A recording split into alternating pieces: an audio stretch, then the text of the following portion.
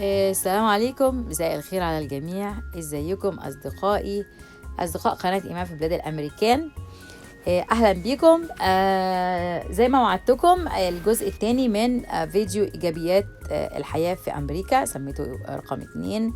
وبشكر كل الناس اللي شاهدت وكتبت لي تعليقات جميله على الجزء الاول اللي اتكلمنا فيه على النظافه والنظام، وبتمنى ان الجميع يدخل يتابعوا، هتلاقوا فيه حاجات مهمه جدا.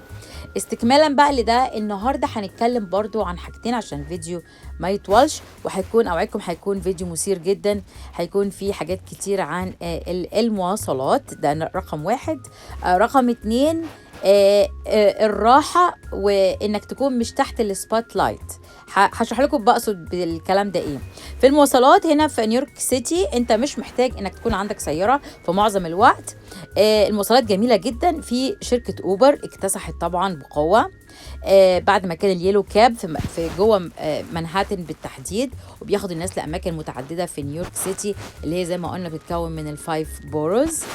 اليلو كاب للاسف لما طلعت اوبر يعني كانت سعر الميداليه بتاعته وصلت لحتى مليون، فوق $1,000,000.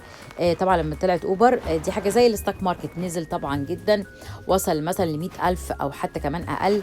طبعا سمعنا ان في ناس كمان معظمهم بيكونوا من الهنود والباكستانيين، ناس انتحرت لانها خسرت طبعا فلوسها كلها.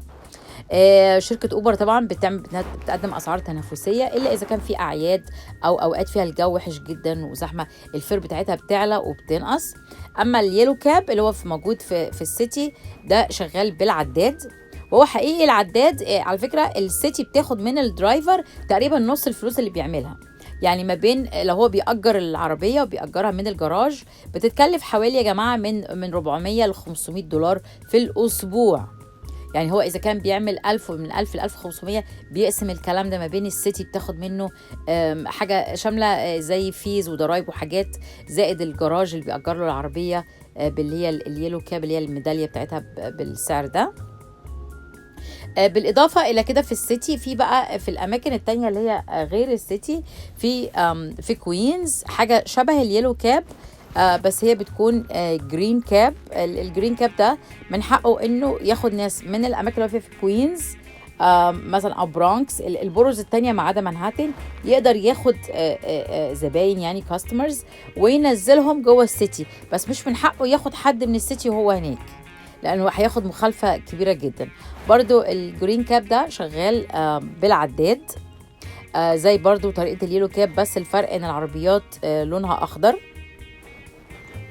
غير الجرين كاب. دلوقتي هاخدكم وهنشوف مع بعض المترو والباص. هوريكم محطة الباص وهوريكم شكل محطة الترين اللي احنا بنقول عليه صابواي، ساعات بيكون تحت الأرض أو فوق الأرض، وهنشوف مع بعض ازاي المترو كارد بنشتريه ازاي وبيتشحن ازاي وبنستعمله ازاي.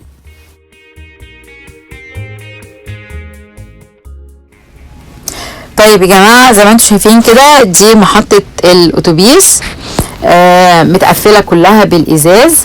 محطات الباص دي أو الأتوبيس بتكون موجودة على مسافات متقاربة، يعني مش بعيدة قوي. خطوط ماسكة نيويورك سيتي كلها بشكل رائع يا جماعة. في زي ما شايفين مكان كده للقعدة، ويعني بتكون شوية ساعات بتكون فيها تدفئة كمان. جنب المحطة بتكون كلها ممنوع الركنة عندها، وإذا الناس تاخد تيكت بيوري لك بقى هنا كده رقم الأتوبيس على العمود ده موجود، ومكتوب الروت بتاع الباص، الخط السير بتاعه والمحطات، والباص ارايفل اللي هي مواعيد الوصول كلها، وبتكون على فترات متقاربة جدا. في اماكن كتير بيكون فيها كل مثلا 5 دقايق او 7 دقايق حسب الاماكن. كل ما بتروح اماكن متطرفه في نيويورك سيتي الباص بياخد وقت اطول، ساعات بيكون 15 دقيقه وساعات بيوصل ل 20 مينتس او نص ساعه. هنا بيبين لك هو رقم الباص على كل باص ستيشن، محطه الباص. والناس بصراحه بتكون منظمه جدا في عمليات الطلوع والنزول.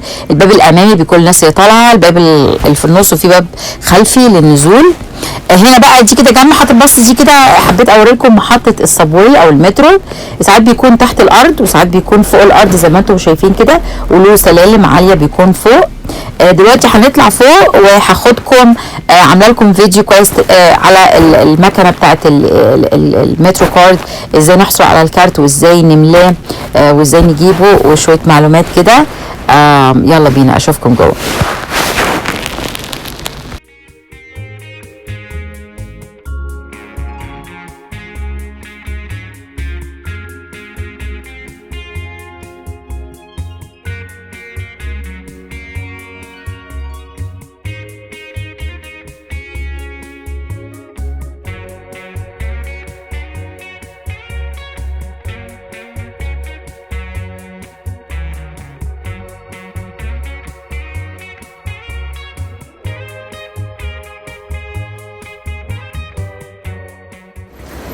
طيب يا جماعه، ده كده شكل اهو محطه الترين بيطلع من السلم، عامله لها شويه ديكورات، الحاجات دي متجدده على فكره جديد.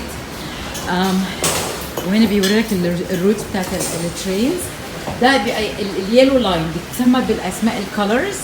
اليلو لاين اللي هم الار والدبليو ترين بيروحوا كوينز، في الجرين لاين وفي البلو وفي الريد. مش وقته بقى اشرح لكم كل التفاصيل دي كلها. طبعا اللي بيعرف شبكه المواصلات دي زي ما اتفقنا ان دي من الايجابيات اللي احنا بنتكلم عليها النهارده، اللي هي الترانسبورتيشن. المواصلات حلوه جدا. اللي يعيش في نيويورك سيتي مش محتاج عربيه الا اذا كان بيشتغل حاجات معينه زي مثلا زي ريال استيت كده. هنا دي المكنه اللي انت بتشحن منها او بتاخد منها الكارت. هوري لكم دلوقتي بس دي على الكاميرا. ده شكل الكارت. انا بيبقى معايا دايما كارت في محفظتي. الكارت ده $8. انت لو معكش الكارت هتدفع $8 زائد الفير اللي انت هتعبيها فيه. اوكي، خلينا نروح بقى على المكنه كده ونشوفها بتشتغل ازاي.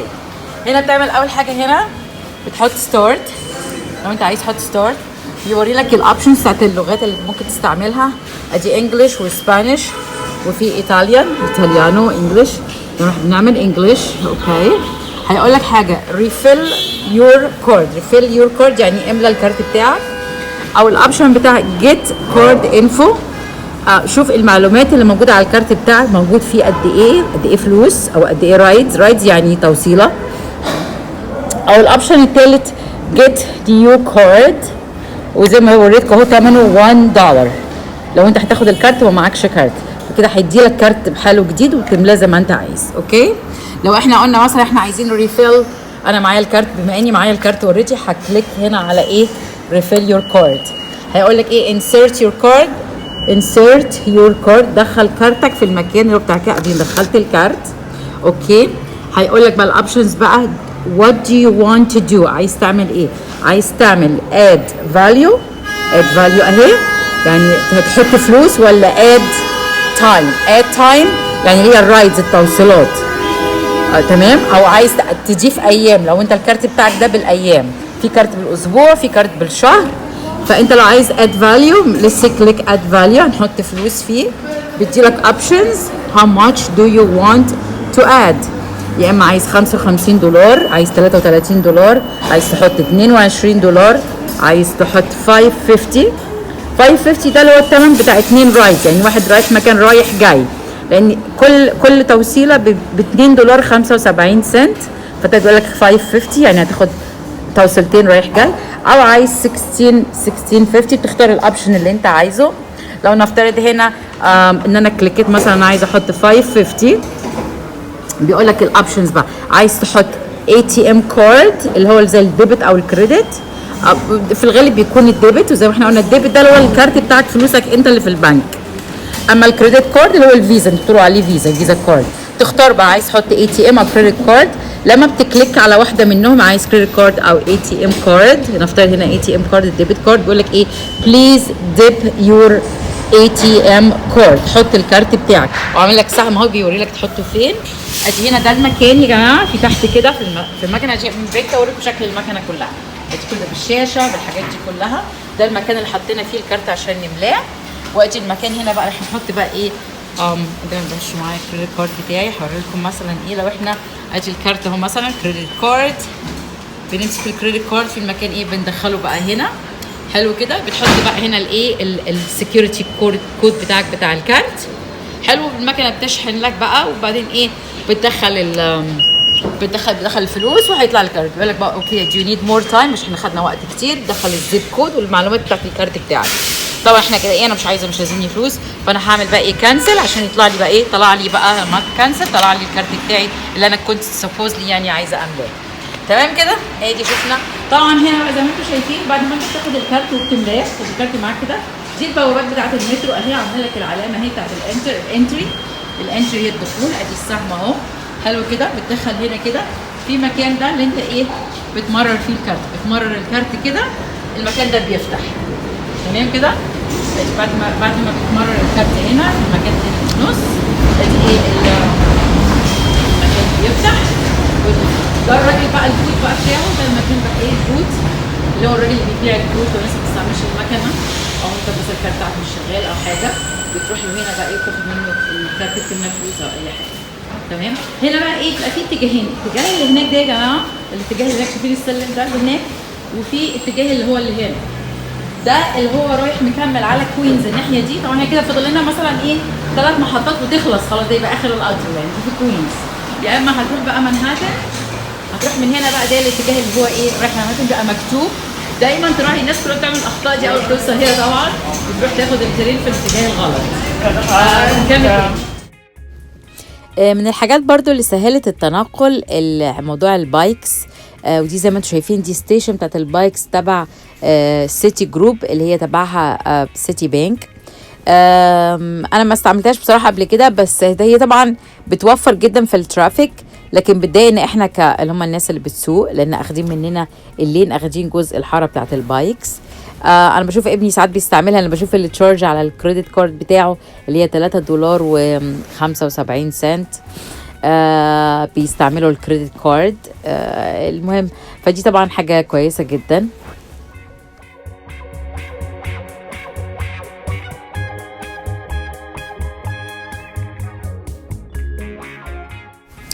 وحتى لو قررت ان انت ما تستعملش المواصلات وتمتلك سيارة، اسعار السيارات الحقيقة هنا في متناول الجميع، مش اسعار غالية زي بلدنا.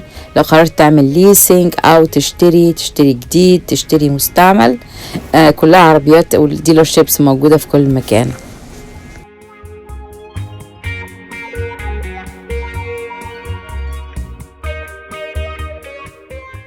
الميزة التانية اللي هنتكلم عنها النهاردة هي انك مش هتكون تحت السبوت لايت وانت عايش في امريكا عموما او في نيويورك خصوصا.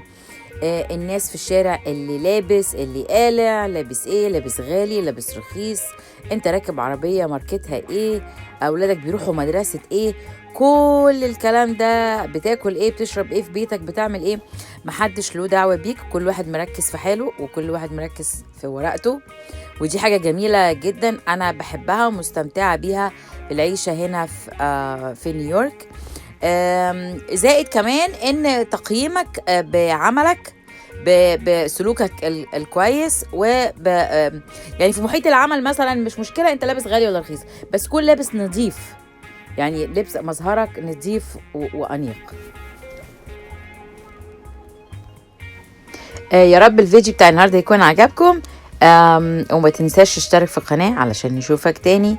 لسه هكمل الإيجابيات، انتظر فيديو جاي قريب عن بقية إيجابيات الحياة في أمريكا. ما تنساش ابدأ من حيث انتهى الآخرون، توفر وقت، وتوفر مجهود، وتوفر فلوس. نهاركم سعيد.